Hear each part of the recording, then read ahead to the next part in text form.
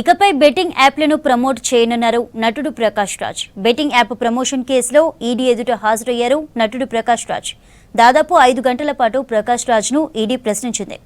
ED అడిగిన details మొత్తం చెప్పానన్నారు ప్రకాష్ రాజ్. బాధ్యత గల పౌరుడిగా అన్ని ప్రశ్నలకు సమాధానం ఇచ్చానని చెప్పారు. మళ్లీ రమ్మని నన్నేం కోరలేదన్నారు ప్రకాష్ రాజ్. బెట్టింగ్ యాప్ ద్వారా ఎవరూ డబ్బు సంపాదించాలని భావించొద్దని చెప్పారు. ఈడీ అధికారులు తాను చెప్పిన అన్ని విషయాలు నమోదు చేసుకున్నారన్నారు. ఈడీ వాళ్ళు పిలిచారు 30 రోజు రావాలని. కొన్ని డీటెయిల్స్ ఏమేమి జరిగింది, మీకు వాళ్ళకి ఏం తీసుకున్నారు, ఎందుకు చేశారు, ఎప్పుడు చేశారు, వాళ్ళు యాజ్ ఎ డిపార్ట్మెంట్ వాళ్ళు పనిచేశారు. ఒక పౌరుడిగా నా రెస్పాన్సిబిలిటీ నేను వచ్చి డీటెయిల్గా వాళ్ళకి ఎక్స్ప్లెయిన్ చేసి ఇలా అప్పుడు చేశాను, అది తప్పని తెలిసి ఆ తర్వాత నేను చేయలేదు, అండ్ నాకు ఇప్పుడు దాకా ఏ పేమెంట్ తీసుకోలేదు, ఎందుకంటే నా మనసాక్షి పరంగా నేను తీసుకోలేదంటే వాళ్ళ అకౌంట్స్ అన్ని చూసి సరేనండి మీరు చెప్పాల్సింది చెప్పండి అని డాక్యుమెంట్ చేసుకొని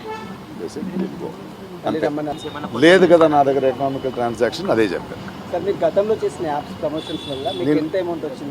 అదేం లేదని చెప్పానండి. ఒకే ఒక యాప్ చేశాను 2016లో, అది వాళ్ళకి చెప్పాను.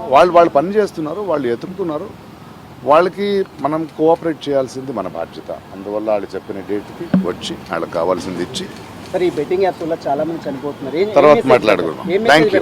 ఓకే, దయచేసి బెట్టింగ్ యాప్స్ మీద ఆడకండి.